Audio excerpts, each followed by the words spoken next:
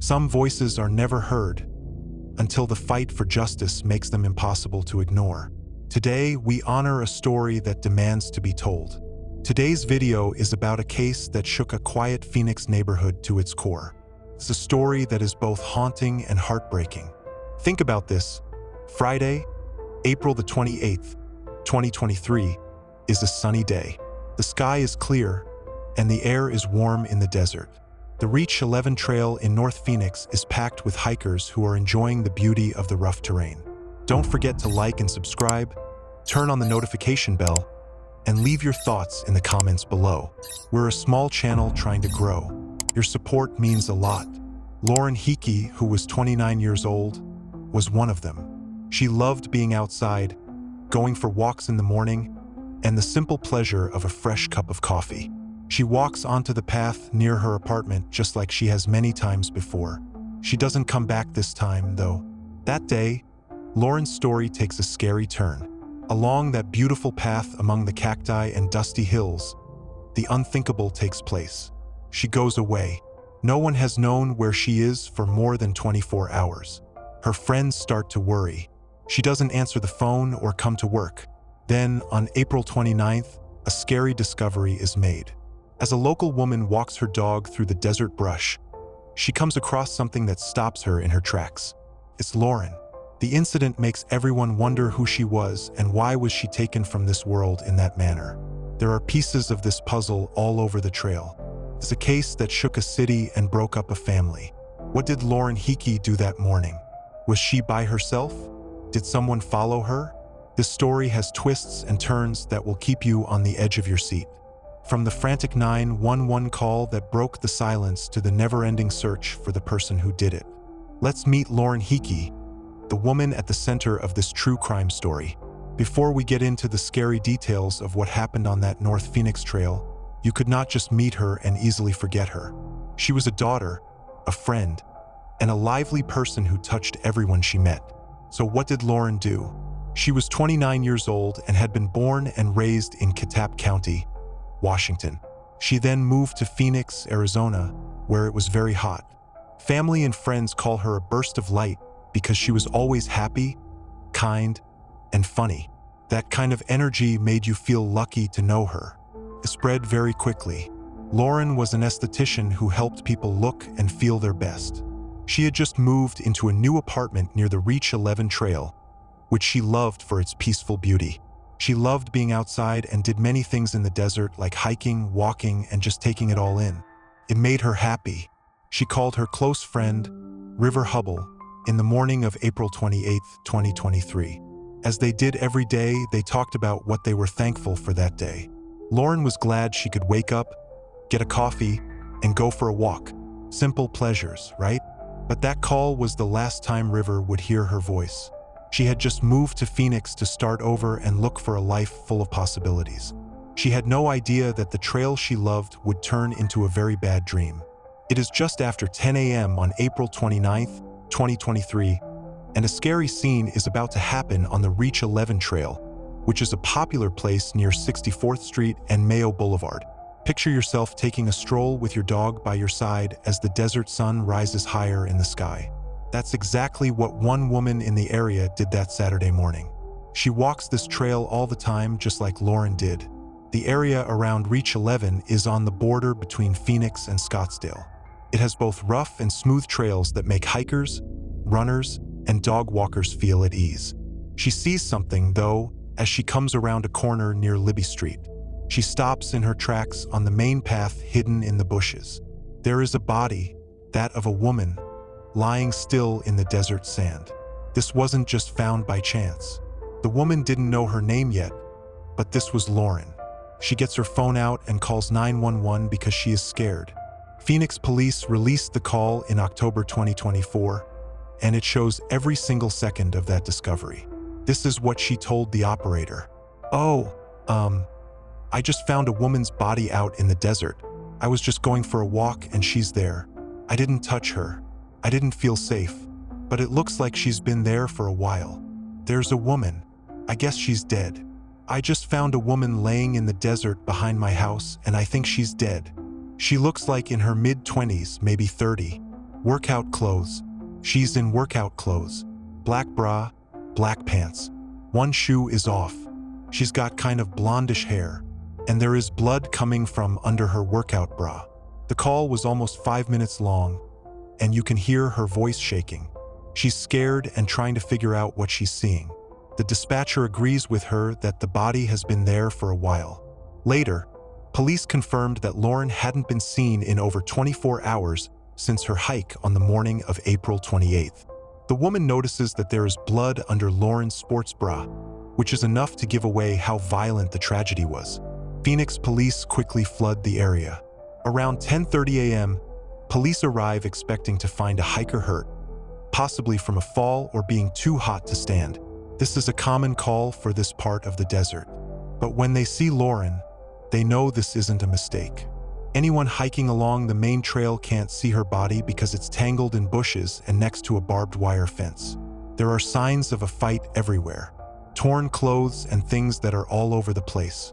First responders confirm that she is no longer alive, and the scene changes from a rescue to an investigation. Don't forget to like and subscribe, turn on the notification bell, and leave your thoughts in the comments below. We're a small channel trying to grow. Your support means a lot. Let's go back in time a bit. Lauren's friend, River Hubble, is getting worried that same morning. Since the day before, when they always called to chat, Lauren hasn't answered her phone. By Saturday, he's scared. She doesn't show up for work, which is not like her at all. At about the same time that River calls the police, his worries start to match up with the terrible things that are happening on the trail. The Reach 11 trail isn't in the middle of nowhere. People feel safe there because it's close to Scottsdale Road and Mayo Boulevard and is a community spot.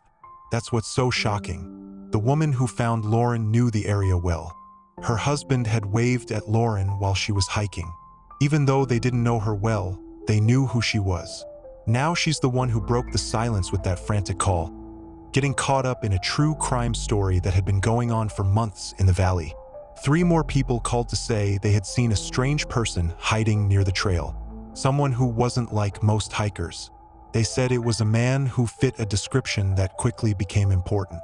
Hate Crime Sergeant James Hester is in charge, and his team knows they need to move quickly.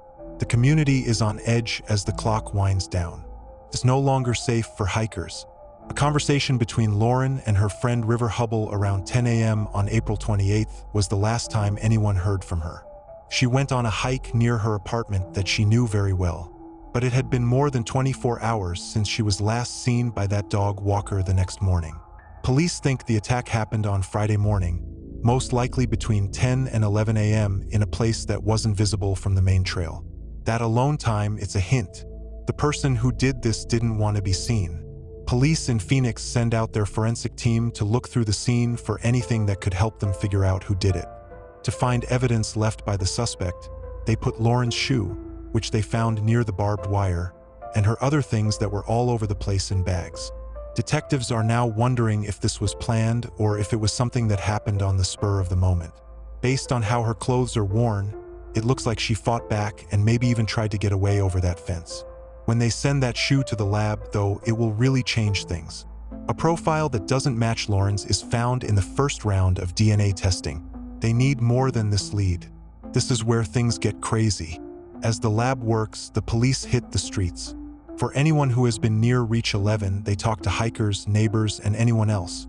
3 different 911 calls from a few days after the discovery show up on their screen.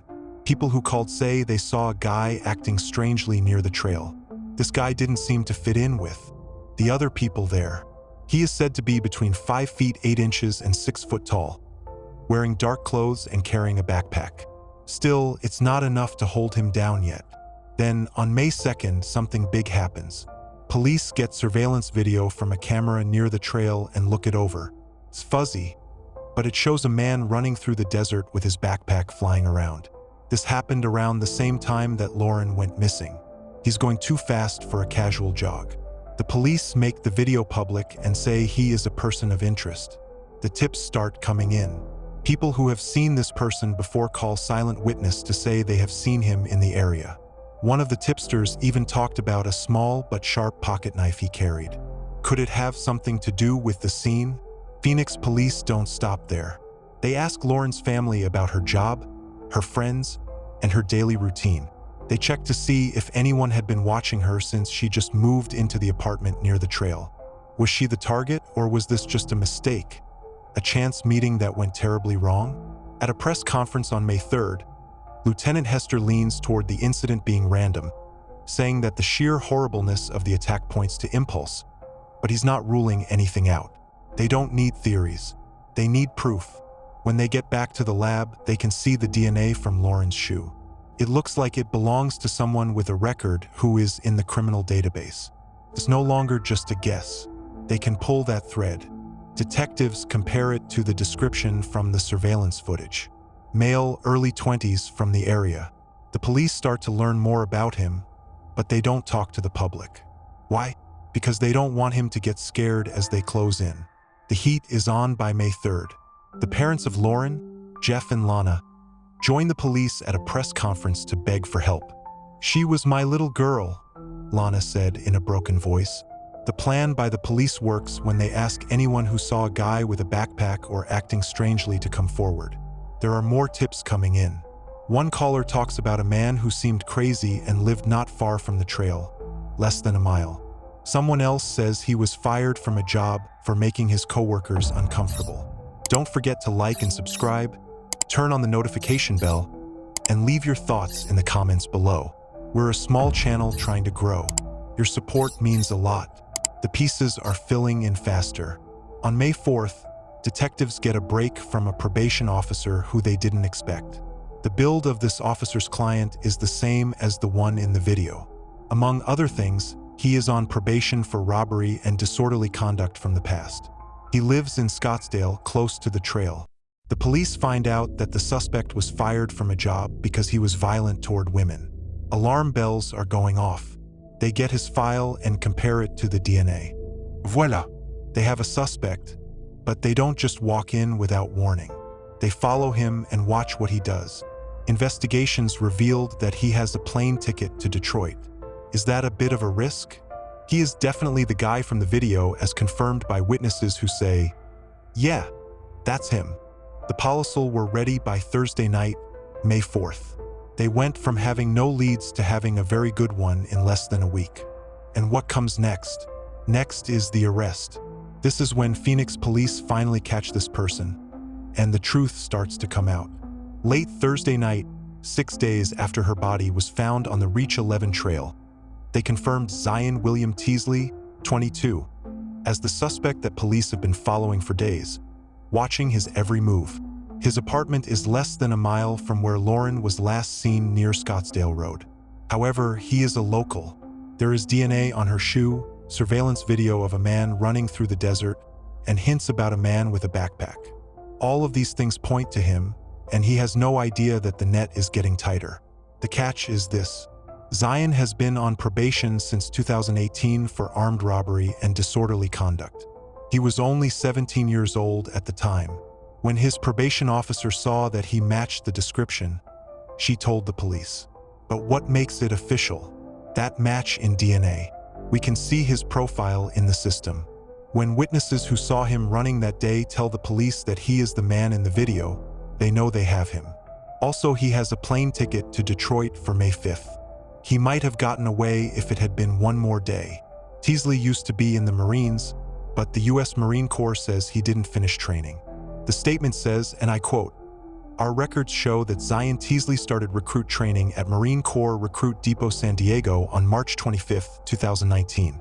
He was discharged on June 17, 2019, before finishing boot camp.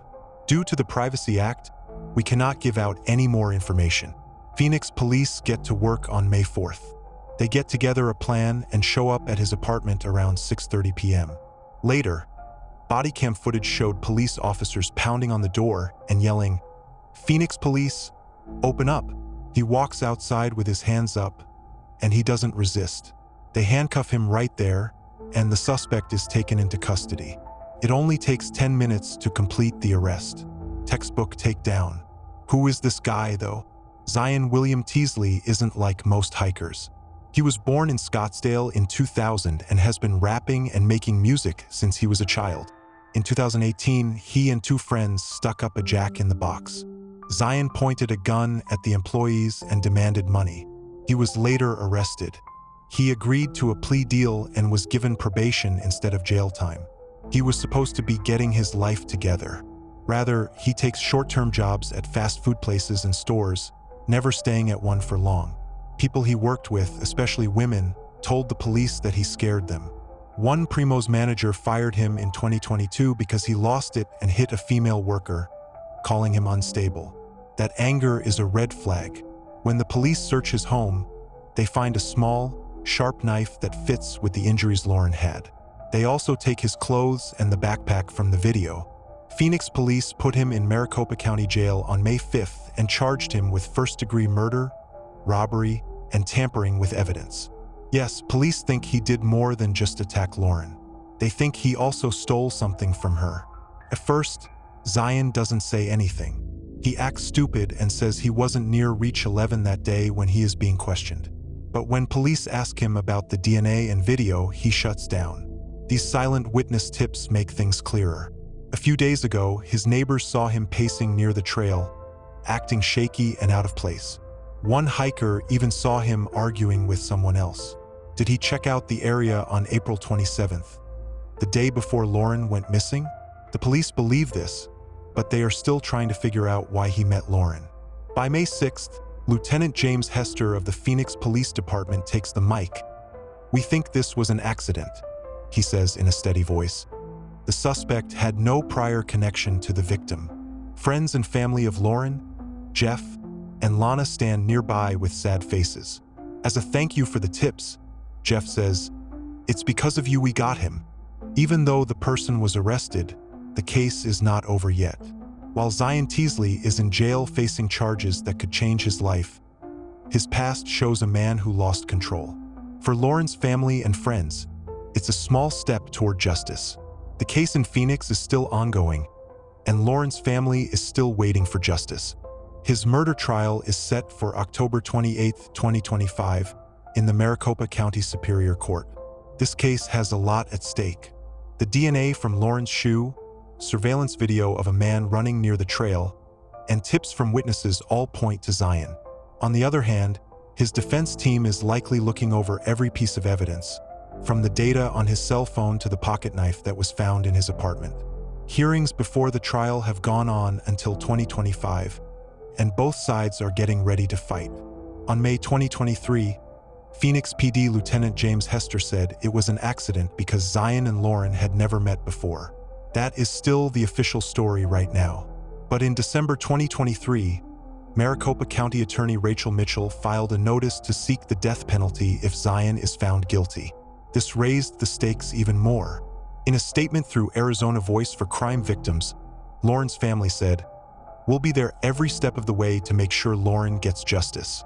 It's a risky call. When there is a death penalty, there is more scrutiny, more planning, and a longer wait for the trial. It's not just Lauren's case that Zion is having legal problems with.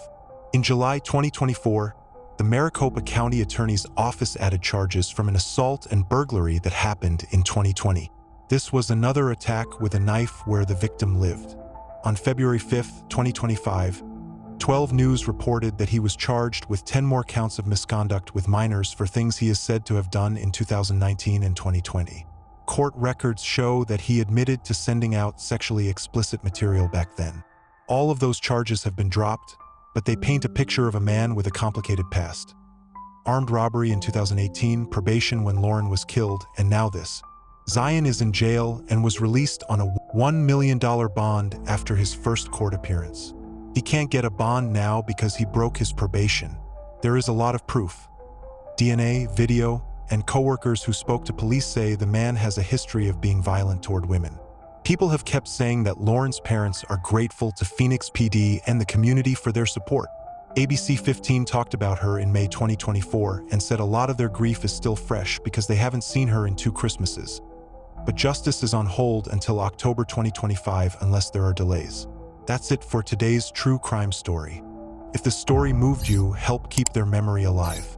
Subscribe for more stories where truth refuses to stay buried. And justice always finds a way. Like and comment below with your thoughts on the case. We're a small channel trying to grow. Your support means a lot. Turn on notifications so you never miss a new video. Thanks for watching.